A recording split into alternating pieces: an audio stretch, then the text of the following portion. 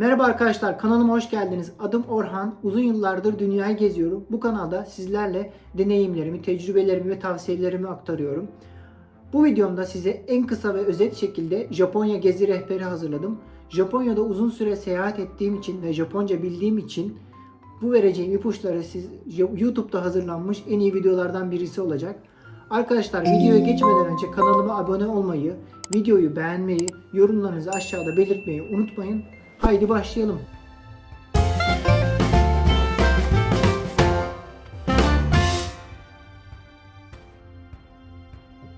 1. Japonya'ya gitmeden önce hazırlıklar. Arkadaşlar Japonya'ya gitmeden önce birkaç hazırlık yapmanız gerekiyor. Bunlardan birisi uygun uçak bileti. Uygun uçak bileti alabilmeniz için önceden 4-5 ay önceden bilet araştırması yapmaya başlamanız gerekiyor. Tavsiyem sizlere Japonya'nın iki büyük şehri olan Tokyo veya Osaka'ya bilet bakarak başlayabilirsiniz. İkincisi ise konaklama. Konaklama planlarınızı önceden yapmanızı tavsiye ederim. Bu şekilde daha uygun fiyata ve daha rahat konaklama yapabilirsiniz. Üçüncüsü Japonya'da prizler Avrupa ve Türkiye'den farklı. Bunun için Japonya'ya gelirken yanınızda priz dönüştürücü getirmenizi tavsiye ederim. Bir diğer konu ise nakit para. Nakit para yanınızda her zaman bulundurmanızı tavsiye ederim. Bu şekilde seyahat ederken her yerde kredi kartı geçmediği için nakit parayla alışveriş yapabiliyorsunuz. Onun dışında eğer birden fazla şehre gezmeyi planlıyorsanız o zaman JR Pass almanızı tavsiye ederim. Bir önceki videomda JR Pass nasıl alınır, avantajları nelerdir bunlardan bahsetmiştim. O videoyu da ama buradan göz atabilirsiniz. Arkadaşlar Japonya'da indiğiniz zaman havalimanında sim kart almayı unutmayın. Şehir içinde bulmak bazen zor olabiliyor. Onun için havalimanınızdan sim kartınızı tedarik edebilirsiniz. Geçelim Japonya'ya ne zaman gidilir? Arkadaşlar Japonya'ya gitmek için en doğru zaman ne zaman diye soruyorsanız bu tamamen size bağlı. Eğer sakura zamanı yani kiraz çiçeklerinin açtığı zaman gitmek isterseniz bu Mart sonu Nisan başına denk geliyor. Bu zamanda her yer pembemsi bir renge bürünüyor. Dışarıdan çok fazla turist geldiği için ve ayrıca ülkede Golden Week olarak bir resmi tatil olduğu için biraz kalabalık olabiliyor bu zamanda.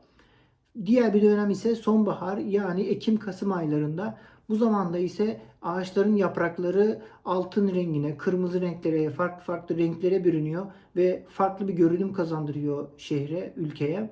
Bu zamanda da huzurlu bir ortam arıyorsanız bu zamanda da gitmenizi tavsiye ederim. Arkadaşlar Japonlar 4 mevsimin ülkede de yaşanmasından gurur duyan bir millet. Yani kış, yaz, sonbahar, ilkbahar hepsi yaşanıyor. Her zaman farklı bir deneyim yaşıyorsunuz. Siz hangi mevsimde gitmeyi planlıyorsunuz veya giderseniz bunu yorumlarda paylaşın, tartışalım. Geçelim 3. Bütçe. Arkadaşlar önceki videomda bahsettiğim gibi Japonya'ya uygun bütçeyle gezmek mümkün. En pahalı şey genelde uçak bileti oluyor. Genelde Avrupa şehriyle, Avrupa'yı gezdiğiniz şehirlerle maliyeti aynı. Özellikle JR Pass'iniz varsa ulaşım konusunda çok rahat edebiliyorsunuz. Geçelim 4. Dil ve kültür. Arkadaşlar Japonca öğrenmek zor mu veya Japonca zor mu diye soruyorsanız Japonca aslında çok zor bir dil değil. Sadece yazısı farklı. Mantık olarak Türkçe ile aynı mantıkta çalışıyor. Japonya'ya gelmeden önce birkaç basit kelimeyi öğrenmenizi tavsiye ederim. Bunlardan birisi arigato veya sumimasen, affedersiniz veya arigato teşekkürler. Konnichiwa, desu Japanese. Basit bir kelimeleri öğrenirseniz hayatınızı çok kolaylaştıracaktır. Hatta bazen gülümsemek bile işe yarayabiliyor. It's a Japanese heart, but he seems happy. Sever ve anlayışlı insanlar. Bir de kültürden bahsetmek istiyorum. Japonya'da kurallara çok önem veriliyor. Toplu taşımada sessiz olmalısınız. Yemek yerken yürümemelisiniz. İlk başta biraz garip gelebilir ama bu düzen ve temizlik insanı gerçekten etkiliyor. Japonya'ya gittiğinizde bu kurallara dikkat ederseniz hem rahat edersiniz hem de çevrenizdekilere saygı göstermiş olursunuz. Geçelim 5. Japonya'da gezilecek yerler. Japonya'da gezilecek, görülecek o kadar çok yer var ki yani nereden başlasam ben de bilemiyorum. Fakat düşününce Tokyo'ya kesin gidersiniz diye düşünüyorum eğer Japonya'ya gitmeyi planlıyorsanız. Tokyo tam bir metropol bir şehir. Tokyo'nun hemen yakınında Kamakura, Odaiba, Yokohama gibi yerler var. Buralara da gitmenizi tavsiye ederim. Benim en favori yerim Kyoto. Japonya'ya gittiğiniz zaman Kyoto'yu görmeden dönmeyin arkadaşlar. Eski Japon kültürünü ve tapınaklarını burada görebilirsiniz. Onun dışında Osaka Japon kültürüne ve yemeğine ilginiz varsa gitmenizi tavsiye ederim. Hemen yakında bulunan ünlü Nara şehri, Hiroşima atom bombasının atıldığı yer. Buralara da gitmenizi tavsiye ederim.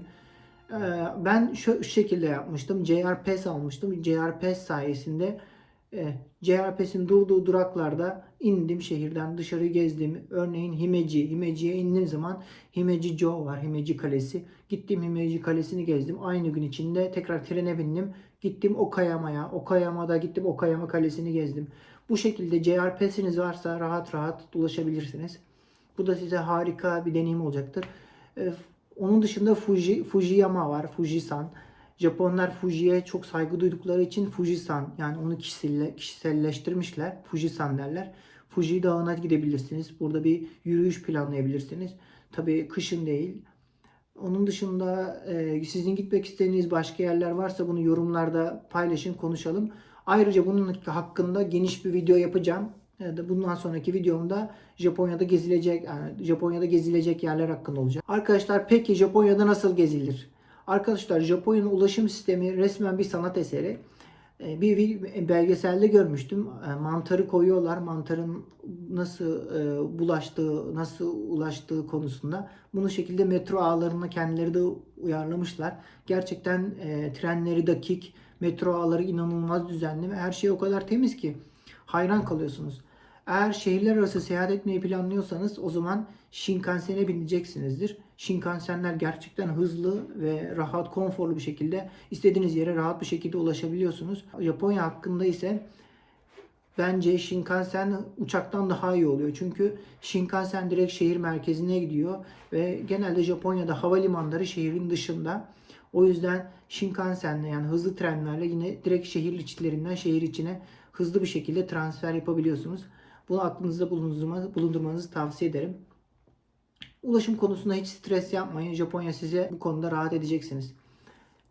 Geçelim 6 Japonya mutfağı ve denenmesi gereken yemekler. Ah arkadaşlar, Japon yemekleri gerçekten çok lezzetli. Sushi'yi tabii hepimiz biliyoruz.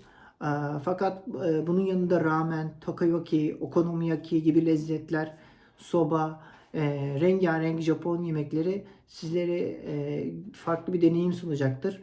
Buraya gittiğiniz zaman farklı tatlar denemekten çekinmeyin. Benim tavsiyem matcha dondurmayı yemeden dönmeyin gene. Tatlı severler de için de müthiş seçenekler mevcut. Örneğin pirinç topları, matcha dondurma, matchadan yapılmış farklı kekler olabilir. Ayrıca Japon marketlerinde satılan bento kutularını deneyebilirsiniz. Hem uygun fiyat hem de inanılmaz lezzetli. Arkadaşlar Japonya'da denemeyi istediğiniz en çok yemekler hangisi? Bunu yorumlarda belirtin, yine konuşalım. Geleneksel deneyimler. Japonya'nın geleneksel deneyimlerini keşfetmeden dönmeyin arkadaşlar. Sushi restoranları, barbekü restoranları, onun dışında bir onsen deneyimi, yani Japon hamamı deneyimi yaşayın. Onun dışında ryokan'da kalabilirsiniz. Bu Japon tarzı oteller var. Orada tatamiler var, böyle sert tatamiler, eski Japon usulü, onlarda uyuyabilirsiniz. Bunların hepsi farklı deneyimler olacaktır. Bir kimono giyebilirsiniz veya bir sakura, eski zamanlardaki samuraylar gibi giyinebilirsiniz. Bunlar gibi farklı deneyimleri yaşayabilirsiniz.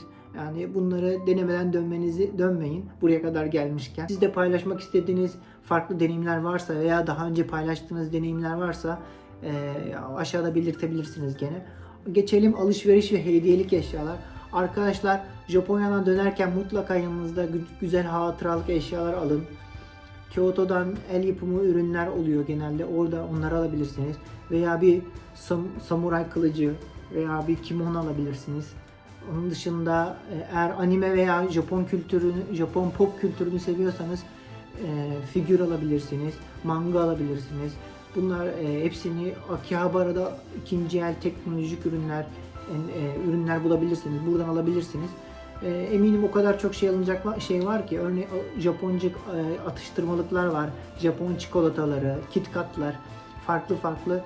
Eminim valiziniz ağzına kadar dolacak. Kilo hakkınızı fazlasıyla kullanacaksınız. Bu yüzden alışveriş konusunda aslında çok da endişe etmeyin ama eliniz boş dönmeyin. Yani. Evet arkadaşlar, en kısa ve özet hazırladığım bu Japonca gezi rehberi bu şekildeydi. Videomu sonuna kadar izlediğiniz için sizlere teşekkür ederim. Kanalıma abone olmayı, videoyu beğenmeyi, yorumlarınızı aşağıda belirtmeyi unutmayın. Görüşmek üzere.